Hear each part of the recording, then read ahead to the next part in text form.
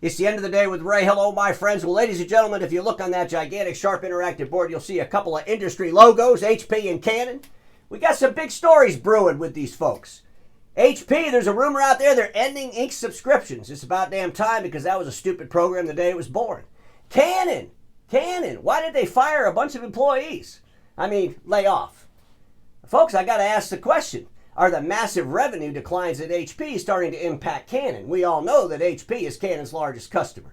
I want to share some thoughts on these stories, but before I do that, ladies and gentlemen, I want to do a really big shout out and a thank you to all of my sponsors and supporters. I want to thank Norm McConaughey and his team at B2B Toolbox for putting my e-commerce platform together over 6 years ago. What a wonderful thing. And folks, I had to have an e-commerce platform. I'm screaming at all of you to have e-commerce. How could I not have one? That would be kind of hypocritical, and we already have enough hypocrites in our industry, if you know what I mean. But if you want to become a sponsor of the End of the Day with Ray, an individual supporter, reseller sponsor, just click on that sponsor button. It'll take you to this page right here, ladies and gentlemen. You could be an individual sponsor. It's $50 a year. You could be a reseller sponsor. It's $250 a year. If you want to be a corporate sponsor, you got to reach out to me because I'm a little bit picky on my corporate sponsors. But ladies and gentlemen, here's something else I want to share with you. If you want to be a reseller sponsor, but you don't want your logo on my website, I can understand that. I mean, after all, there's a couple old men and some middle-aged men that will basically send text messages and complain about people that support the End of the Day with Ray, and some people don't want to deal with all that nonsense. So if you don't want to deal with that nonsense, but you still want to support the show, just tell me, hey, Ray, here's your $250, but please don't put my logo on your website. I have no problem with that, because I know it can be a nuisance having old men call you on the phone crying and complaining.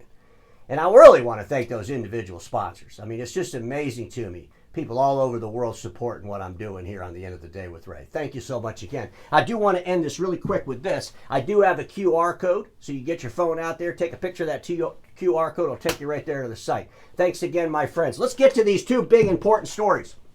Did Canon decide to keep direct offices and instead fire the people that work at them? So, ladies and gentlemen, I think it's a valid question. Back in 2021, I did an episode talking about how Canon would probably get rid of their direct operations, right? Remember? Right around the time that Konica Minolta got rid of their direct operations and said they weren't going to. Well, anyway, it only took about 4 or 5 weeks after that episode for an executive from Canon to show up with a guy with a hat, do an interview, talking about how the direct operations were killing it, knocking it out of the park, and at the end of the day, they're not going to get rid of the direct operations. Of course, in that conversation, they talked about how they got rid of some direct operations in Canada, which kind of made me, what the hell? You get rid of them? They're important to you or not? And so I just have to ask the question, did they decide to keep the direct operations and instead just fire the people that work at them? I think it's a legitimate question. Let's talk about HP. Holy smokes, HP. So HP, there's a couple things going on with them, okay? They will no longer sell printers that require online connection. I mean, folks, this is amazing to me. HP, their CEO, and I did an episode on this, their CEO went in the financial marketplace, did an interview, and talked about bad customers. Remember that? I showed it on the show. I showed the picture of him talking, hey, we got bad customers. And I'm thinking to myself, what in the hell? This is the leader of an organization defining a bad customer. So think about these requirements to have an online connection so that HP could push out firmwares and lock out alternative supplies. Who was the one that screamed about that the most when that started happening? I was screaming like crazy about that. How stupid is this? HP, what the hell are you doing? You're holding your customers hostage. This is a terrible business approach. I mean, can you imagine? HP's leadership's having a meeting. And maybe the CEO says this, hey, we sold a whole lot of printers during COVID, but we're not selling any supplies. And maybe one of the really smart managers said, well, that's because people aren't using them because they don't need to. Because they're consuming information behind glass. They're navigating information in a digital landscape. They only bought the printers because kind of people thought they should, and everybody freaked out and bought a printer, but they're not using them and they probably never will. And that person probably got fired immediately. And then maybe a yes man or woman said, well, what if we forced them to buy the ink? And the leaders are like, oh, force them? Yeah, we got to take care of these bad customers. What do you mean force them? Explain that to me. And they're like, well, we'll just put them in a subscription.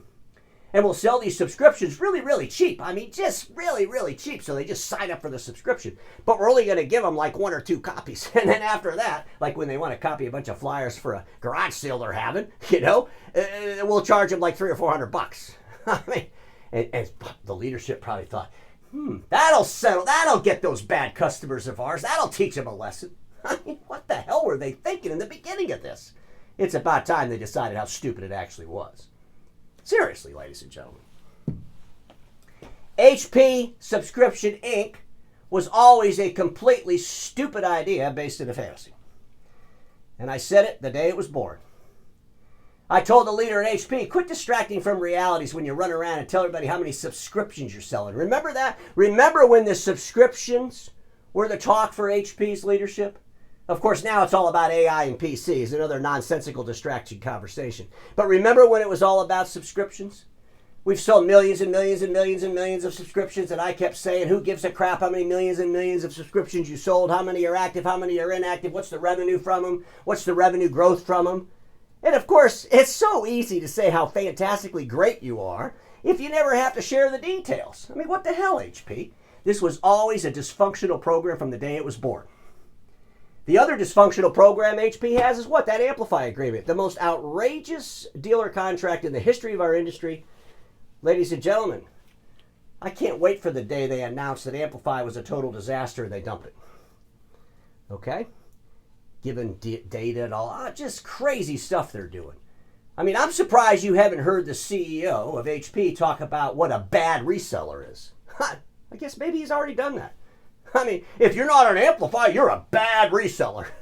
We're going to teach that bad reseller a lesson, just like we taught that bad customer a lesson. Holy crap, HP. Organizations who believe they are innovative based on dragging the past to the future are always slapped in the face by the future's reality. Just something to think about. Folks, let's talk about this Canon situation. So Canon, they're going through some cuts, right? Folks, the whole industry's going through cuts. The whole industry's having issues. But it just seems like Canon does a pretty good job hiding everything they're doing. I mean, the other folks in the industry, when they knew that human capital was going to be involved, they were forthright. They came right out in the marketplace. They announced we're going to have 15% layoffs or whatever it was that it was.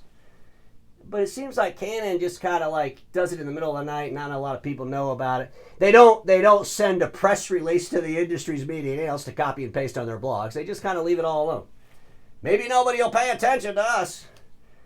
Maybe they'll realize our direct operations. I mean, we don't want them to realize there could be issues. I mean, we just did an episode a couple of years ago saying everything was fantastic. Holy crap. I want to bring up this because I think this is just totally insane. Do you remember back when Xerox was trying to buy HP?